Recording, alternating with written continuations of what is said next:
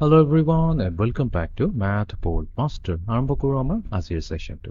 তো আজিৰ সেশনটো হ'ব এটা প্ৰেক্টিস সেশন। তো আমি অলৰেডি নিউটনছৰ সেকেন্ড ল অফ মোশনটো ডিসকাস কৰি থৈছো য'ত আমি এটা বহুত ইম্পৰ্টেন্ট ল এটা পাইছিলো যে F net হৈছে equals to much times এক্সেলাৰেশ্যন।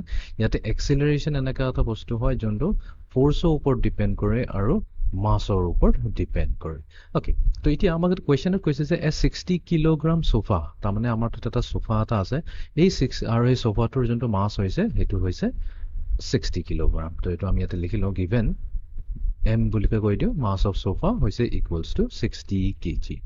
Initially at rest, এইটো বহুত ইম্পৰ্টেণ্ট হয়। ইনিচিয়েলি এট ৰেষ্ট মানে কি, ইয়াৰ যোনটো ইনিচিয়েল ভেলচিটি ইউ হয় সেইটো হৈছে 0 মিটাৰ পাৰ ছেকেণ্ড।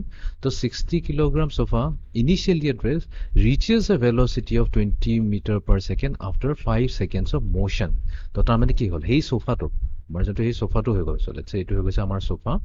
এই সোফাটোক বহা সোফাটোক দেখুৱাই দিওঁ, এই সোফাটোক অ'কে হৈ গৈছে, এই সোফাটোক ঠেলা হৈছে অন এ চাৰ্ফেচ। ঠিক আছে, 60 কেজি হয় ইয়াৰ মাছটো, এইটোক ঠেলিছোঁ। ঠেলাৰ পিছত কি হৈ গ'ল, এটা নতুন পজিশ্যনত আহি গ'ল। চ' লেটছ এইখিনি ইয়াৰ পজিশ্যন আছিলে এ, এৰ পৰা ই এটা নতুন পজিশ্যন আহি গ'ল বি।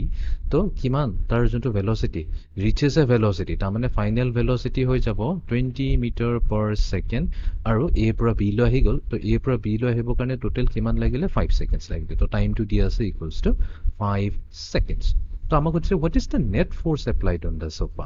এতিয়া সোফাত কিমানটো নেট ফ'ৰ্চ আমি দিলোঁ, অবভিয়াছলি ফ'ৰ্চ দিয়াৰ কাৰণে সি এইটো ঠেলা খাইছে, ৰাইট। সেইকাৰণে এ পৰা বি লৈ আহিলে, সেই ফ'ৰ্চটো ওলাবৰ কাৰণে আমাক কি লাগিব, মাছ লাগিব, যোনটো দিয়া আছে 60 কেজি। বাট এক্সিলাৰেশ্যনটো কোনো প্ৰব্লেম নাই, আমি জানো আমি এক্সিলাৰেশ্যনটো ইজিলি কেলকুলেট কৰি ল'ব পাৰোঁ। তো এক্সিলাৰেশ্যনৰ ফৰ্মুলা কি আছে, যে final velocity minus initial velocity V minus U divided by time taken.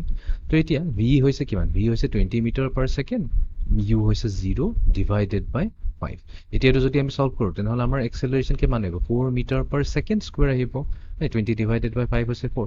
এতিয়া যিহেতু আমি এক্সেলাৰেশ্যন পাই গ'লোঁ, তেনেহ'লেতো আমি নেট ফ'ৰ্চ একেবাৰে চকুমুটি কেলকুলেট কৰিব পাৰিম। তো নেট ফ'ৰ্চ কি হৈছে, মাছ ইনটু এক্সেলাৰেশ্যন। মাছ হৈছে 60 কেজি, এক্সেলাৰেশ্যন হৈছে 4। তো দুইটাকে মাল্টিপ্লাই কৰিটো কিমান আহিব, 240 আহি গ'ল। তো এইটো ইউনিট দিব লাগিব, ইয়াৰ ইউনিটটো হৈছে নিউটন। তো তাৰ মানে এই 60 কেজি সোফাটোক ঠেলিবলৈ কাৰণে যে অৰিজিনেলি কি আছে, ৰেষ্টত আছিলে, ভেলচিটি আছিলে 0 মিটাৰ পাৰ ছেকেণ্ড। তাৰপিছত ইয়াতে আমি এটা ফ'ৰ্চ লগালোঁ যোনটো হৈছে 240 নিউটন। চ' 240 এমাউণ্ট নিউটনৰ যদি ইয়াৰ ওপৰত এটা আমি ফ'ৰ্চ লগাওঁ, তেনেহ'লে কি হ'ব, আমাৰ সোফাটো মুভ কৰিব, আৰু ই 5 ছেকেণ্ডৰ পিছত ইয়াৰ ভেলচিটি কি হৈ যাব, 0ৰ পৰা ইনক্ৰিজ হৈ পেলাই হৈ যাব 20 metre per second. Question number 2. A jeep driver traveling at 30 meter per second applies the brakes suddenly. তো ইয়াতে আমাৰ তাত এটা জীপ ড্ৰাইভাৰ আছে। তো এই জীপ ড্ৰাইভাৰটো জীপ চলাই গৈ আছে। তো ইয়াৰ গৈ থাকোঁতে ইয়াৰ যোনটো ইনিচিয়েল ভেলচিটিটো আছে সেইটো দিয়া হৈছে 30 মিটাৰ পাৰ ছেকেণ্ড। তাৰমানে ই গৈ আছে, ই গৈ আছে গৈ আছে গৈ আছে, ঠিক আছে, গৈ আছে, আৰু হঠাতে ব্ৰেক মাৰি দিলে। অবভিয়াছলি হঠাতে ব্ৰেক মাৰি দিয়া মানে কি, ৰখি যাব গাড়ীখন, গাড়ীখন হঠাতে ৰখি যাব। তো ইয়াৰ যোনটো অৰিজিনেল ভেলচিটি আছিলে, ইনিচিয়েল ভেলচিটি ইউ, সেইটো দিয়া হৈছে 30 মিটাৰ্ছ পাৰ ছেকেণ্ড। যিহেতু কৈছে ব্ৰেকছ ছাডেনলি ব্ৰেকটোত দিলে, তো অলপ দেৰিৰ পিছতো কি হ'ব, অলপ দেৰিৰ পিছতো তাৰ ভেলচিটি গৈ পেলাই 0 হৈ যাব, 0 মিটাৰ্ছ পাৰ ছেকেণ্ড হৈ যাব। Okay, the jeep skids to a complete halt, সেইটোৱে কৈছে। দ্য জিপ স্কিডছ মানে কি, স্কিডিং কৰি পেলাই তাৰ একদম কমপ্লিটলি ৰখি গ'ল এইটো।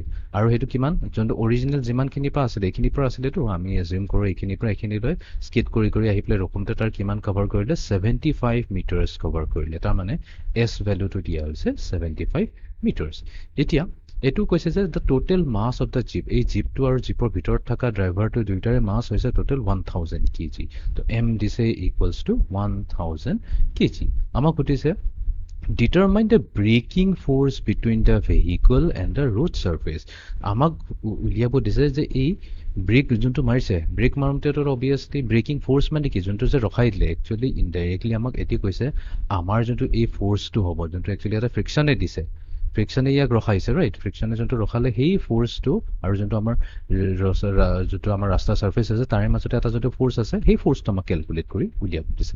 অ'কে, তো এতিয়া আমি প্ৰথমতে এইটো ক্যালকুলেট কৰিবৰ কাৰণেতো আমি জানো ফোৰ্স হৈছে ইকুয়ালস টু কি মাস টাইমস এক্সেলাৰেশন মাস আছে 1000 কেজি বাট এক্সেলাৰেশনটো নাই বাট ইয়াতে আমাক কেইটামান ইনফৰমেশন দিয়া আছে যেটো হৈছে ইনিশিয়াল ভেলোসিটি ফাইনাল ভেলোসিটি আৰু ডিসপ্লেসমেন্ট s তো এইটো ইউজ কৰি পেলাই আমি এক্সেলাৰেশন ক্যালকুলেট কৰিব পাৰো তো আমাৰ যোনটো এটা কাইনেমেটিক ইকুৱেশন আছিলে v square equals to u square plus 2as তো এই ফৰ্মুলাৰ পৰা আমাৰ কি আছে v দিয়া আছে u দিয়া আছে আৰু s দিয়া আছে তো আমি আৰামছে ইয়াৰ পৰা এক্সেলাৰেশন ওলাব পাৰিম তেনেহলে আমি এইটো ক্যালকুলেট কৰিব তো ফাইনাল ভেলোসিটি তো 0 হয় তো 0 square equals to initial velocity যোনটো দিয়া আছে 30 তো 30 স্কয়াৰ প্লাস 2 টাইমস এক্সেলাৰেশন আমি নাজানো মাল্টিপ্লাই টু আমাৰ ডিসপ্লেসমেন্ট 75 তো 30 স্কয়াৰ হ'ব 900 এটো হৈ গ'ল 0 ইকুয়ালস টু 900 প্লাস এফালে 2 into 75 হৈ গ'ল 150 e তো এতিয়া ইয়াৰ পৰা যদি আমি এক্সেলাৰেশন উলাও তো এক্সেলাৰেশন কি হ'ব মাইনাস 900 divided by 150